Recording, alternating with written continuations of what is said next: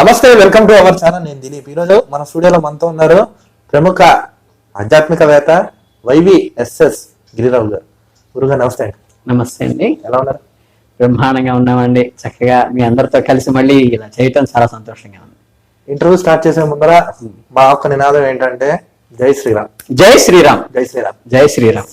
ఇప్పుడు మనం ఈ ఇంటర్వ్యూ చేస్తున్నాం, ఇక్కడ ఎటువంటి ఎడిటింగ్ కానీ మళ్ళీ డిలీట్ చేయమని కానీ ఇలాంటివి ఏం లేకుండా జనాలకు ఏవైతే డౌట్స్ ఉన్నాయో స్పష్టంగా మీరు సమాధానం చెప్తారని మేము ఆశిస్తూ ఇంటర్వ్యూ అనేది మనం స్టార్ట్ చేద్దాం. అంటే ప్రస్తుత సమాజంలో మనం చూసుకుంటున్నాం, సరే దేవుడు ఉన్నాడు, దయ్యం ఉంది అంటున్నారు, ఇంకా మనకి పగలు రాత్రి అన్నీ అలాగో అన్ని కామన్.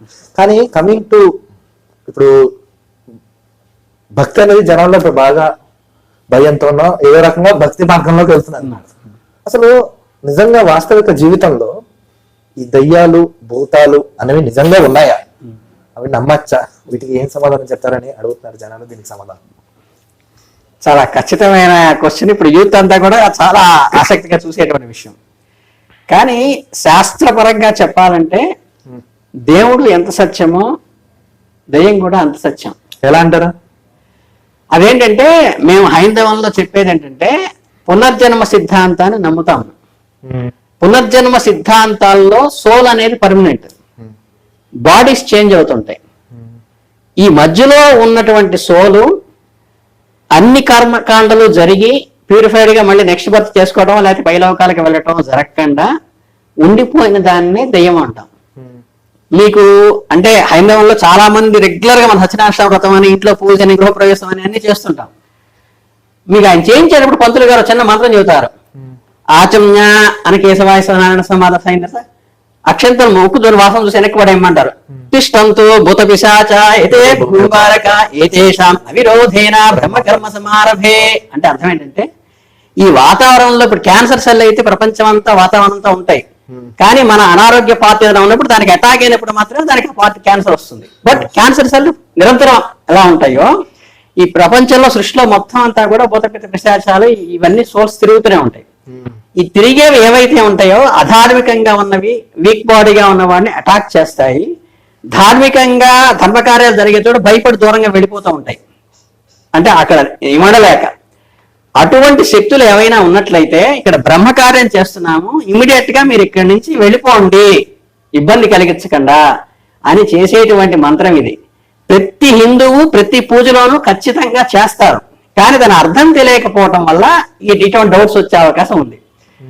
అసలు దయ్యం అంటే ఏంటి, పిశాచి అంటే ఏంటి, ఆత్మ అంటే ఏంటి, గాలి అంటే ఏంటి?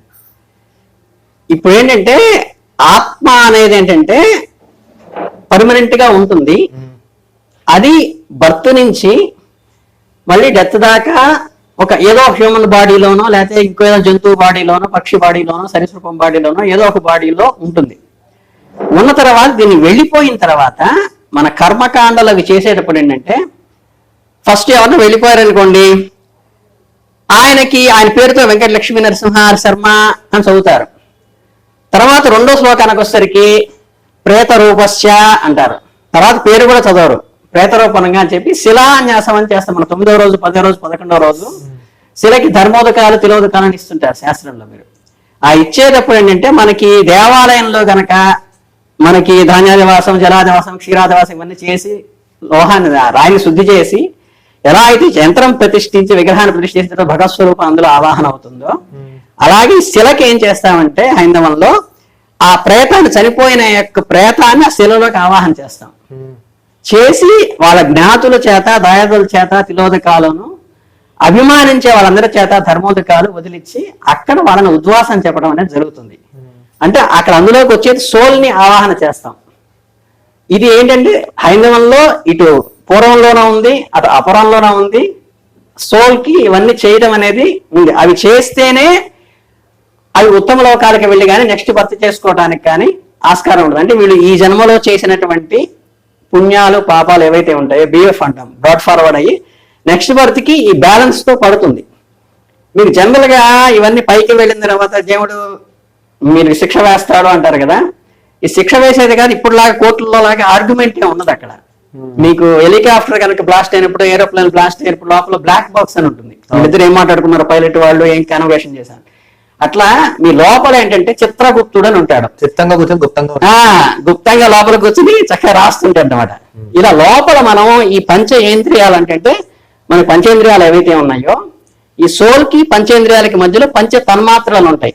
అంటే ఒక ఇంద్రియానికి ఒక తన్మాత్ర అని ఉంటుంది. ఈ తన్మాత్ర ద్వారా మొత్తం లోపల రికార్డ్ అయిపోతుంటాయి. మనం చూసేవి, చేసేవి, మాట్లాడేవి ఈ ప్రపంచంలో ఉన్నా లేకపోయినా నేను ఒక్కడే గదిలో కూర్చొని ప్రవర్తించేదంతా కూడా లోపల బ్లాక్ బాక్స్ లో రికార్డ్ అయిపోతూ ఉంటుంది చిత్రగుప్తుడు. జస్ట్ ఈయన సోల్ని తీసుకెళ్ళి అక్కడ నుంచోబెట్టిన తర్వాత ప్లే చేసి ఇస్తారు. ఇంకా ఆర్గ్యుమెంట్ ఏమి ఉండదు. వీడు పుట్టినప్పటి నుంచి పోయేదాకా వీడు చేసే పంచేంద్రియాలతో చేసినవన్నీ ప్లే చేసి ఇచ్చేస్తారు. నిజంగా ఇలాంటి స్వర్గ నరకాలు ఉన్నాయంటారా? ఉన్నాయండి శాస్త్రంలో ఖచ్చితంగా. వెళ్ళిన వాళ్ళు ఎవరు వచ్చి చెప్పలేదు, కొత్తగా ఎవరు వెళ్ళలేదు, అందుకని ప్రశ్న జనాల్లో చాలా డౌట్. దీనికి ఒక చిన్న ఉదాహరణ చెప్తాను. 2 సోల్స్ మనకి వీళ్ళు ఉంటారు కదా, కవల పిల్లల్లాగా లోపల ఉన్నాయట. ఈ 2 ఒకటే ఆత్మజ్ఞానం కలిగి ఉందిట, ఒకటి బయటికి రాకముందే మాయలో పడిందిట. మాయలో పడి వాళ్ళతో డిస్కస్ చేసుకుంటున్నారు సరదాగా మీరు అడిగిన దానికి. చేసుకుంటూ ఇది చూసావా, మన అమ్మ అనేది ఒకటి ఉన్నది, అమ్మ ఊంబు అనేది ఒకటి ఉంది, ఆ ఊంబులో మనం ఉన్నాము, మనం బయటికి వస్తాము, మన కాళ్ళతో మనం నడుస్తాము, అమ్మని చూస్తాము అని ఒక జీవి చెప్పిందిట. రెండో జీవి ఉంది, మనం క్రియేట్ అయినప్పటి నుంచి ఇక్కడే ఉన్నాం, ఈ గ్లోబ్ లోనే ఉన్నాం, ఇందులోనే బతుకుతున్నాం. మనకు ఒక బొడ్డు నాడడం ద్వారా మనకేదో ఆహారం వస్తుంది, మనం తింటున్నాం, ఈ ఉమ్మ నీరులో కొట్టుకుంటున్నాం. ఇప్పటికి 9 నెలలు అయింది. ఇంతవరకు అసలు అమ్మ ఒకటి ఉంటుందని కానీ బయట ప్రపంచం వేరే చదువుతున్నావు కానీ నేను కళతో చూసినంత వరకు నేను 9 మంత్స్ ఎక్స్పీరియన్స్ లో, అంటే మనసు అని కూడా వాళ్ళకి తెలియదు. కలిగి నేను పుట్టినప్పటి నుంచి ఇక్కడే ఉన్నాను, ఇక్కడే తిరుగుతున్నాను, నీళ్ళలో కొట్టుకుంటున్నా, ఆడుతున్నాను తప్పితే అమ్మ ఉంటుంది నడుస్తుంది నాకేం నమ్మశక్యంగా లేదంటే లేదు. బయటకి వెళతాం, మనము అమ్మను చూస్తాము, అమ్మ స్పర్శని మనం పొందుతామని రెండోది చెప్పింది. యాక్చువల్ గా మొదటి చెప్పింది కరెక్టా, రెండోది చెప్పింది కరెక్టా? వాళ్ళకున్న ఎక్స్పీరియన్స్ ప్రకారం అయితే, ఆ హేతువాదం ప్రకారం అయితే ఏది కరెక్ట్? అమ్మ లేదనేది కరెక్ట్. కానీ ఒరిజినల్ గా ఏది కరెక్ట్? ఉందని కరెక్ట్, అమ్మ ఉందనేది కరెక్ట్. ఈ ప్రపంచంలో ఏంటంటే ఈ బయటకి వెళ్ళి, ఈ దేహంలోంచి బయటికి వెళ్ళి చూడలేనటువంటి వాళ్ళకి హేతువాదం ప్రకారం ఏంటంటే వాడి వాదన వాడు చూసిన ఎక్స్పీరియన్స్ లో, వాళ్ళ ఎక్స్పీరియన్స్ లో అకార్డింగ్ టు మై నాలెడ్జ్ అని రాస్తాం ప్రతి అప్లికేషన్ కింద సంతకం. అలా ఏంటంటే వాడుకున్న నాలెడ్జ్ లో వాడు చెప్పాడు. ఈ శరీరంలోంచి మనం ఆత్మ బయటికి వెళ్ళి ప్రయాణం చేసే సాధనలో కొంత శక్తి వస్తే అలా వెళ్తాడనమాట. వెళ్ళినప్పుడు వాడికి అర్థమవుతుంది, వాడు చూసిన వాడికి ప్రాక్టికల్ గా లోపల ఏంటనేది తెలుస్తుంది కాబట్టి వాడు చెప్తాడు. అందుకని ఏంటంటే వాడిని కామెంట్ చేయడానికి లేదు, వాడి అజ్ఞానం తప్పితే పాపం అది వాడిని తప్పు పట్టడానికి లేదు. సర్వసాధారణంగా శరీరం లోపల ఉంటే శివం, బయటికి వెళ్తే శవం అంటారు. ఆత్మ అంటే ఆత్మకి చాలా శక్తి ఉంటుంది అంటారు. వన్స్ శరీరం నుంచి బయటకు అయిన తర్వాత పరమాత్మలో కలిసిపోవడానికి ఆత్మ తన ప్రయాణం చేస్తూ ఉంటుంది. ఇప్పుడు ఇలాంటి తరుణంలో ఆత్మకు అనేది ఒక శక్తి ఉంటే అవి ఇంకోళ్ళ మీద ఇంకా ఎందుకు డిపెండ్ అవుతాయి? అసలు నిజంగా అసలు అంటే శక్తి ఉన్న దానిలో చేసుకుంటూ వెళ్ళిపోతుంది కదా, ఎందుకు డిపెండ్ అవుతాయి? శక్తి లేదంటారా, లేకపోతే అక్కడ కూడా వాళ్ళ అజ్ఞానం కవర్ అయిపోయిందంటారా? ఆత్మకి ఏం చెప్తారు? లేదు లేదు, ఏంటంటే మన ఇక్కడి నుంచి గ్రహాంతర వాసాలకే మనం నడిపిస్తున్నాం. అంటే మనకన్నా శాటిలైట్ కి చాలా పవర్ ఉంది, బట్ నడిపించేవాడు ఒకడు కావాలి. అక్కడ డిపెండెన్సీ ఉంది. అటువంటి డిపెండెన్సీ సోల్కి ఏంటంటే, సోల్ ఏదైనా యాక్షన్ చెయ్యాలి అంటే దానికి ఒక దేహం కావాలి, కర్మ అనుభవించాలంటే దానికి ఒక దేహం కావాలి. కనుక ఏంటంటే అది వేరే దేహంలోకి వెళితేనే ఆ కర్మని పాటిస్తూ ఆచరిస్తూ ఉంటుంది. ఇవేంటంటే చిన్న చిన్నవన్నీనేమో పోస్ట్ పోన్ అవుతూ ఉంటాయి. అంటే ఏంటంటే ఒక 10 లక్షలు అప్పు చేసామనుకోండి, అది మనకి 30 కోట్ల 2 కోట్లు లేదా 500 కోట్లు ఆస్తున్నప్పుడు ఆ 30 లక్షల అప్పు పాటు మనం ఎట్లయితే కదిలించడో అలా ఈ చిన్న కర్మలన్నీ పోస్ట్ పోన్ అవుతూ ఉంటాయి. చాలా మందికి తప్పులు చేసినా ఇంకా శిక్ష పడలేదంటే కారణం. అలా కాకుండా వాడి 10,000 రూపాయలు ఆస్తి ఉండి 1,50,000 అప్పు చేశాడు అనుకోండి, బ్యాంక్ వాడు ఇమీడియట్ గా వచ్చి నోటీస్ ఇస్తుంటాడు 2 నెలలకి. అట్లా అచ్యుత్కటై పుణ్యపాపై ఇహమే ఫలమిచ్చేది, అత్యంత పాపంగానే అత్యంత పుణ్యంగా చేస్తే ఇమీడియట్ గా ఈ బర్త్లోనే వాడికి రియాక్షన్ వస్తుంది. చిన్న చిన్నవి చేస్తే పోస్ట్ పోన్ అవుతుంది. ఇవన్నీ కూడా నెక్స్ట్ బర్త్ కి వస్తాయి. అందుకనే ఏంటంటే చాలా మందికి ఇప్పుడు మనకి ఎక్కడికైనా వెళ్ళారనుకోండి, ఒకే స్కూల్ టీచరు ఒకే స్కూల్లో ఒకే ఏరియాలో ఒకే టైంలో 60 మంది స్టూడెంట్స్ కి పాఠం చెప్పినప్పుడు కొంతమందికి బాగా ఎక్కుతుంది, కొంతమందికి బాగా ఎక్కదు. కారణం ఏంటంటే వాడి జన్మలో చేసుకున్నవాడు పాప పుణ్యాల కారణం వల్ల వాటికి ఆ రిసీవింగ్ అనేది వస్తుంది. ఇది కర్మ సిద్ధాంతంలో ఉన్న కీలకమైన విషయం. అంటే ఆత్మ అనేది అసలు ఇప్పుడు ఒక మనిషి 6 అడుగులు ఉన్నాడు అనుకోండి, ఆత్మ కూడా 6 అడుగులు ఉంటుందంటారా? ఉండదండి. ఎంత ఉంటుందంటారు? మన అంగుష్ట మాత్రంగా లోపల వెలుగుతూ ఉంటుంది చక్రం దగ్గర. అంటే ఆత్మ వేరు దయ్యం వేరు అంటారా? దెయ్యం అనేది ఏంటంటే ఆత్మ శరీర రూపంగా ఉండకుండా, ఆత్మ ఎప్పుడూ కూడా యాక్చువల్ గా దానికి ఉన్న సోల్ ఏంటంటే మనిషి చనిపోగానే బయటికి వచ్చి, అరే మనం నిద్రపోతుంటాం కదా, నిద్రపోయినప్పుడు రకరకాల కళలు వస్తాయి. అక్కడ ఎవరో 10 మంది ఉన్నట్టు, శత్రువులు ఉన్నట్టు, మిత్రులు ఉన్నట్టు, వాళ్ళతో కొట్టుకున్నట్టు, వాళ్ళు పోట్లాడుతున్నట్టు, వాళ్ళ వెనకాల వచ్చి తరుగుతున్నట్టు, ఇవన్నీ మనకి భ్రమ కలుగుతుంటాయి. అంటే మన జీవితంలో ఉన్నప్పుడు అలాగే ఉంటాం. జస్ట్ నిద్ర లేవగానే క్షణంలో ఇవన్నీ మాయమైపోతాయి. ఇవన్నీ లేవు, నేను వేరే ఉద్యోగస్తుని, నేను రాత్రి పడుకున్నాను, నిద్ర లేచాను ఈ రోజు, ఈ మధ్యలో ఈ భ్రమ, ఈ మధ్యలో నిద్రలో ఏడుస్తాడు, నిద్రలో ఆనందపడతాడు, ఇవన్నీ కూడా ఒక క్షణంలో ఎలా అయితే మారుతుందో, ఈ సోలు బయటికి వచ్చిన మరుక్షణం, అరే ఇన్నాళ్ళు ఈవిడ నా భార్యను కొట్టుకున్నానా, వీళ్ళు నా పిల్లలని కొట్టుకున్నానా, వీళ్ళందరి కోసం నేను అవస్థపడ్డానా, నా పరిస్థితి అదా, నా గత జన్మ ఇదా, ముందు జన్మ ఇదా, ఇవన్నీ ఒక్కసారి నిద్రలోంచి లేచినట్టుగా తెలుస్తాయి. ఇది తెలిసి అక్కడి నుంచి ఇంకో సోలుకో ఇంకో హై పోర్షన్కి వెళ్ళటానికి తాపత్రయపడుతుంది. ఈ జ్ఞానాన్ని కట్టుబడి చేసేది ఏమిటంటే ప్రాపంచికంలో, అహికంలో, ధార్మికంగా బతకకుండా ఒక తీవ్రమైన కోరిక గాని, బలమైన ఎదుటివాడి మీద నరికేయాలి, చంపేయాలి, కొట్టేయాలి, లేకపోతే బతకాలి, నా ఇల్లు కొనుక్కోవాలి, నా ఇల్లు అదే చేసుకోవాలని ఈ తాపత్రయం ఉంటుంది సారా. ఈ తాపత్రయంలో నలిగిపోతూ ఒక కోరిక చావకుండా ఎవరైతే చనిపోతారో వాళ్ళకేంటంటే ఆ వాసనలు అనేవి ఆత్మకి సోలుకు ఉంటాయి. వాటి వల్ల ఏంటంటే తొందరగా విముక్తి చెందదు. అలాగేంటంటే ఆఖరికి ఈ సోలు కూడా మన విష్ణు పురాణంలో చెప్పినట్టు ఏంటంటే ఈ బాడీలో ఈ బొడ్డు దగ్గర నుంచి అమ్మకి ఎలా ఉంటుందో ఈ సూక్ష్మ శరీరానికి, స్థూల శరీరానికి ఒక నాళం ద్వారా లింక్ ఉంటుంది. మీరు ఆశ్చర్యపోతారేమో, ఈ నాళం దగ్గర లింక్ ఎప్పుడు కట్ అవుతుంది తెలుసా? దహనం అయ్యేదాకా ఉంటుంది. మీరు 24 ఉంచినా, 48 hours ఉంచినా, లేకపోతే అమెరికా నుంచి ఎవరో రావాలని 3 రోజులు బాడీని అక్కడ పెడితే 3 రోజులు ఆ సోల్ అక్కడ ఉండి జరిగే మాటలు, కబుర్లు, వీళ్ళు చెప్పుకునేది ఏంటి, ఎంతమంది తిడుతున్నారు, ఎంతమంది ఏడుస్తున్నారు, ఎంతమంది బాధపడుతున్నారు, ఇవన్నీ చూస్తూ ఉంటుంది సోల్. కానీ ఏం మాట్లాడలేదు, ఏం చేయలేదు, ఏం లేదు. ఇంకో దేహం రావాలి. అది ఎప్పుడు విడిపోతుంది? దహనం అయిన తర్వాత విడిపోతుంది. విడిపోయిన తర్వాత కూడా మీకు షోడశము, సపిండీకరణ ఇవన్నీ 11వ రోజు అయిన తర్వాత ఆ ఏరియాలోంచి వెళ్తుంది. అప్పటిదాకా ఆ గ్రామంలోనూ ఆ పరిసరాల్లోనూ తిరుగుతుంటుంది. అంటే మర్చిపోలేకపోతున్నా అంతేనా? మర్చిపోలే.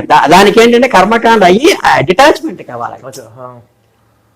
ఏంటంటే అతుక్కున్న దాన్ని ఏంటంటే, ఇప్పుడు తోలు బంగాళదుంప ఉందనుకోండి, బంగాళదుంపను పచ్చిగా ఉన్న దాన్ని తోలు తీయాలంటే రాదు, ఉడకబెట్టిన తర్వాత ఎలా వచ్చేస్తుందో ఈ కర్మకాండ అంతా అయిన తర్వాత చక్కగా అది విడిపోతుంది అన్నమాట. విడిపోయి స్మూత్ గా నెక్స్ట్ బర్త్ కి పెడుతుంది. అందుకనేది ఈ కర్మకాండ అనేది శాస్త్రం తెలిసిన వాళ్ళు చేసిన పద్ధతి. సర్వసాధారణంగా ఏంటంటే మనుషులు ఒక ప్రశ్న, నేను రోడ్డు మీద వెళ్ళేటప్పుడు ఒక దయ్యాన్ని చూశాను, అసలు ఆ దయ్యాలన్నీ నిజంగా మనుషులకు కనపడతాయా? అసలు అంటే వాళ్ళకి ఏం సంబంధం ఉండదు, నిజంగా అలాంటి దయ్యాలు ఉన్నాయంటారు, కనపడతాయి, అప్పుడు ప్రమాదం? అసలు ఎవరెవరికి కనపడతాయి అంటే ఏం చెప్తారు? ఎవరెవరికి కనపడతాయా అంటే యాక్చువల్ గా చెప్పాలంటే హయ్యర్ సోల్స్ హయ్యర్ పీపుల్ కి, లోయర్ సోల్స్ లోయర్ పీపుల్ కి. అంటే ఏంటి ఎక్కడ చెప్తున్నానంటే, ఈ ప్రేతంగా ఏదైతే మారిందో, దెయ్యంగా ఏదైతే మారిందో, ధార్మికత లేని వాడికి, అర్థమైందా, ఆధ్యాత్మికతగా ఉన్నత లేని వాడికి, వీడికి ఏదైతే వీక్ ఉంటుందో వీక్ అటాచ్ అవుతుంది. అంటే ఒక పెళ్లికి వెళ్ళాం అనుకోండి, ప్యాక్ ఆడుకునే వాళ్ళందరూ దగ్గరికి వెళ్తారు, మందు కొట్టే వాళ్ళందరూ దగ్గరికి వెళ్తారు, సత్సంగం చేసుకునే వాళ్ళందరూ దగ్గరికి వెళ్ళి కూర్చుంటారు. అలాగే ఈ సోల్స్ కి ఏంటంటే బ్యాడ్ ఎవరైతే ఉంటారో వాళ్ళకి చూచాయగా కనిపించేటువంటి, లీలగా వాళ్ళకి కనిపించేటువంటి ఆస్కారం ఉంటుంది అని చెప్పడానికి ఏంటంటే అట్రాక్ట్ అవుతుంది. అంటే వీళ్ళ సహచర్యంలో కానీ లేకపోతే అటువంటి కార్యక్రమాలు కొన్ని ఏంటంటే చేయకూడని పనులు, చేతపడులు ఇవన్నీ చేసేవాళ్ళు ఉంటారు. వాళ్ళతో సహచర్యం చేయడం కానీ, వాళ్ళ ఇంటికి వెళ్ళి కాఫీ తాగటం కానీ, వాళ్ళ ఇంట్లో ఏదైనా తినటం కానీ చేసినప్పుడు ఏంటంటే వీళ్ళకి కూడా సోల్ కూడా అన్ప్యూరిఫైడ్ అవుతుంది. వాళ్ళకి ఈజీగా కనిపించడానికి ఒక ఆస్కారం ఉంటుంది. ప్యూరిఫైడ్ ఏంటంటే పరమాత్ములు, మహాత్ములు ఉంటారు, సద్గురువులు ఏమైనా చనిపోతారు. చనిపోయిన తర్వాత జపధ్యానాలు చేసే వాళ్ళకి రామకృష్ణ పరమహంస లేకపోతే శంకరాచార్య గారు మళ్ళీ వచ్చి అలా క్షణకాలం వాళ్ళకి ఏదైనా మెసేజ్ ఇచ్చేసేసి బ్లావెట్స్ కి ఇలాంటి వాళ్ళకి మెసేజ్ ఇచ్చి వెళ్ళిపోతారు. అది హయ్యర్ సోల్స్, అది ప్రేతం కాదు, ఆ రూపంలో వచ్చేసి వెళ్ళిపోతారు. అంటే ఇక్కడ తిరుగుతూ ఉండదు. ఇప్పుడు నేను చెప్పే భూత పెద్ద పిశాచాలు ఇక్కడ తిరుగుతుంటాయి.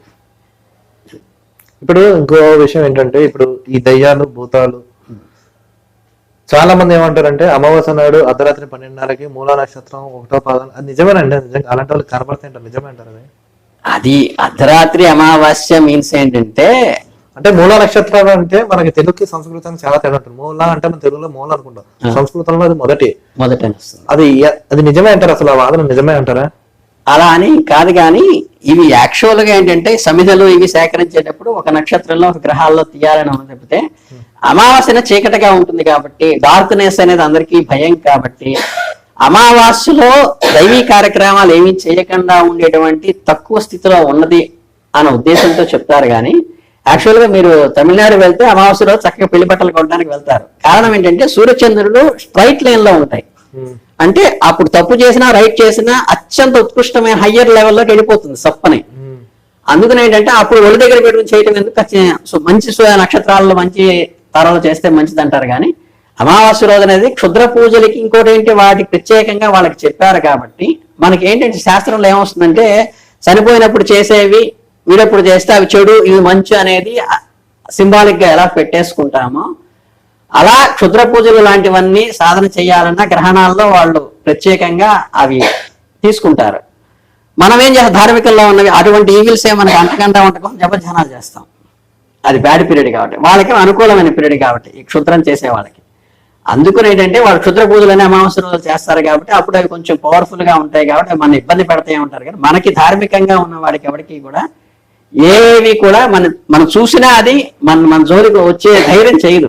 అంటే పోలీసు ఆయన చూసి దొంగ ఎలా భయపడిపోతారో అలా అవి ఈవిల్స్ అన్ని వెళుతూ ఉంటాయి.